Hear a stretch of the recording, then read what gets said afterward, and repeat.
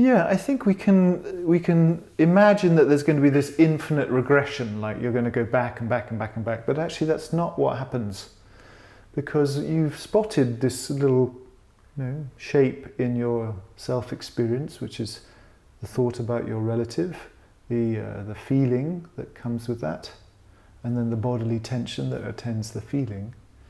But then the question is like, well, what? I'm experiencing all that, but the I that is experiencing that, what does it feel about these things? How does it feel about worry and anxiety and this feeling in my belly? And sometimes we might not feel, we might not have very strong preference for it. But that in itself is a preference, weirdly. We might like, I don't want to deal with this. I don't want to feel any of this shit. I don't want this. Or it's like, oh, I need to really get into this. I really need to feel it more. I need to feel into this. Or the one that most of us do is just like, I'm just not really interested. I don't have time for this right now. I'm just going to blank it out. And these three, essentially it's just these three different tones that our experiencer can hold towards their experience. One is wanting it, one is not wanting it, and the other one is ignoring it. And in some sense, you can then step back and just go, oh, that's painful. It's not wanting and wanting and what you're essentially doing is then you're putting those feelings, not wanting, wanting and ignoring, back into the four fields, so that you're experiencing them as well. And you might think then, okay, then I'm going to not want those, but it doesn't actually happen. What tends to happen is that you come then to a space of what you might call the big self or the clear self, where you just feel tender towards your wanting, not wanting and ignoring, as well as the thing that you are doing that to. So it's a felt sense. You can overthink it, and then that becomes something that you put into the fourth field. And it's like, okay, so there's all this really tangled thinking. What's my stance towards that? Well, it might be tiredness or irritation or ignoring.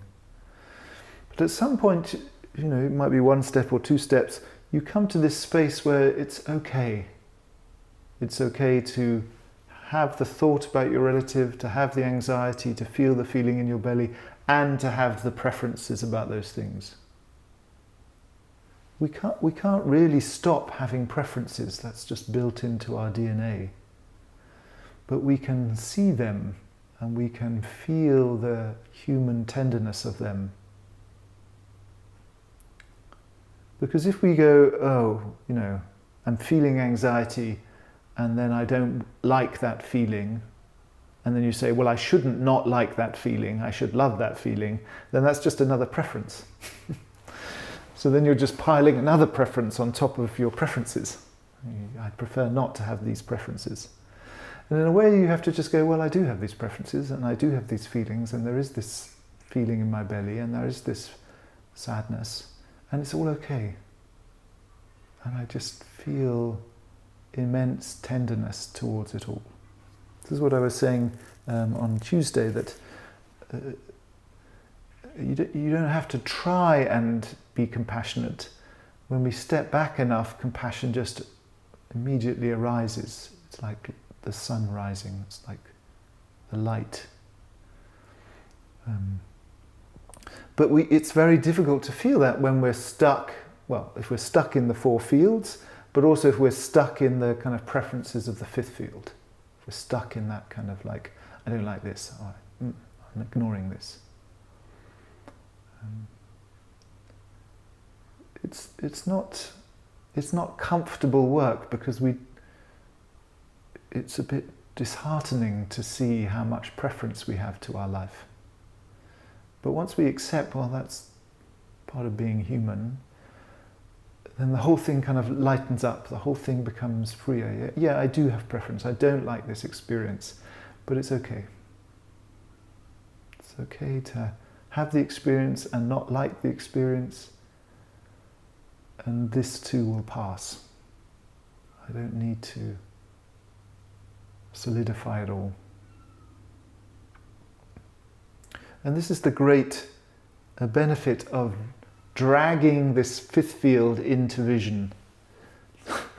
It's like flushing out this thing that's been hiding in the shadows. Not because we want to kill it or get rid of it, but simply if we can see it, then we can work with it. And this is often the path to enormous healing, because we realize we've been walking around with this invisible hatred for our life, or this invisible kind of obsession with certain aspects of our life, or this much more common, this invisible dissociation around our life. And this is, when you step back from that, you see, oh, such a tragedy. You only have this one life.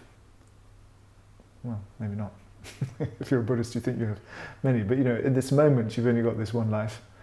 What a shame that I've spent like 40, 50 years hating it, or not wanting it, or ignoring it,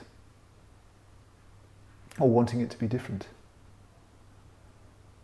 So it's a very potent step, this step back into the fifth field, when we start to recognize that all the preferences and all the kind of clutter that we have in this field of the experiencer. I don't know if that makes sense, Harri. I'm not sure if I'm just making you... That's fantastic. Thank you so much. Yeah, that's really helpful to hear that. Yeah. But it's important that it's a felt sense that, of course we can think about these things and then there's more stuff in the fourth field. But it's just a sense of like, oh, okay, I'm just gonna... How do I actually feel about all this thinking? Actually, I'm really annoyed by it, or I don't want it. I'm just going to block it out. And it's not the thinking that's a problem, but it's actually the blocking out, or the wanting or not wanting, which are actually more thoughts and feelings. It's almost like you're dragging these kind of invisible thoughts and feelings back into the four fields. So you're like, okay, it's like you're purifying the fifth field of all this preference and hidden thought and feeling and yes, tension. I think that's where I was getting entangled, because like you just said, it feels like then you're bringing all these other things in. Yeah, and in the way you're kind of dragging them back into the four fields where you can see them. And then they pass. But the thing is that they don't pass when they're hidden. This is the great tragedy. That when things are like behind our eyes, we don't see them, and then they stick around for ages. These unexamined beliefs and stances towards experience can be with us our whole life. And for the Buddhist at the moment of death, and they're suddenly, oh my God, here they all are. So we're getting a march ahead of that experience by making them more conscious. Not to get rid of them, but just to be more conscious of them, and then to work more skillfully with them. Thank you so much. That's great to hear. Thank you. Oh, good. Well, I hope it clarifies it. It's not. Some people find this step very easy, and it's like, oh yeah, totally get this. But for some people, it's tricky. But it's a very important step. When we stop identifying with the phenomena of the four fields, we start to recognize there is an experiencer who is experiencing them, and that experiencer has lots and lots of thoughts and feelings and preferences that up until now have been invisible. And we are making them visible and sort of returning them to the four fields.